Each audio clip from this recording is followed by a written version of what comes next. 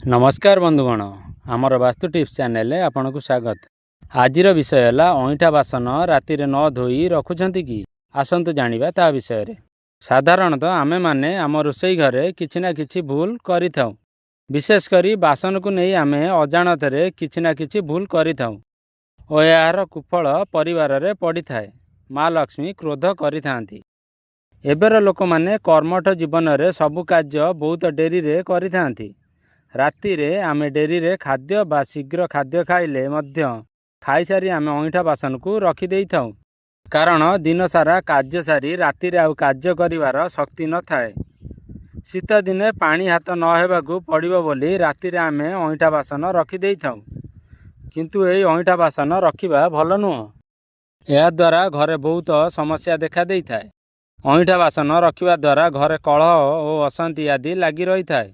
तेबे अईठा बासन जदि आपण मध्य रखुथिबे तेबे निम्नोक्त कथा सबू जानतु और भूल भी घरे अईठा बासन रखंतु नहीं।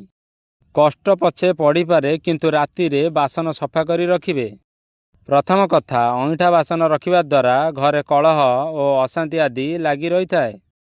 जदि अईठा बासन ता परदिन पर्यंत रखा जाए परिवार रे सदस्यों मध्य झगड़ा होई थाए। द्वितीय कथा घरे जदि अईठा बासन रातिरु ता परदिन पर्यंत रखा जिवो तेबे माँ लक्ष्मी क्रोध करिथांती।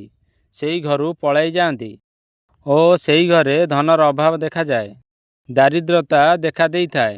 तृतीय कथा घरे जदि अईठा बासन राति रे रखा जाए तेबे सेई घरे नकारात्मक ऊर्जार प्रवेश होई थाए और घरे विभिन्न समस्या देखा देई थाए। चतुर्थ कथा जदि राति रे अईठा बासन ता परदिन पर्यंत रखा जाए तेबे एथिरे विभिन्न प्रकारर जीवाणु आदि सृष्टि होई थाए जहा फल रे समस्ते रोगरे पीड़ित होई पारंती। पंचम कथा जदि अईठा बासन राति रे रखा जाए तेबे घरर सदस्यों उपरे शनिदेवक कृप दृष्टि पड़ी थाए।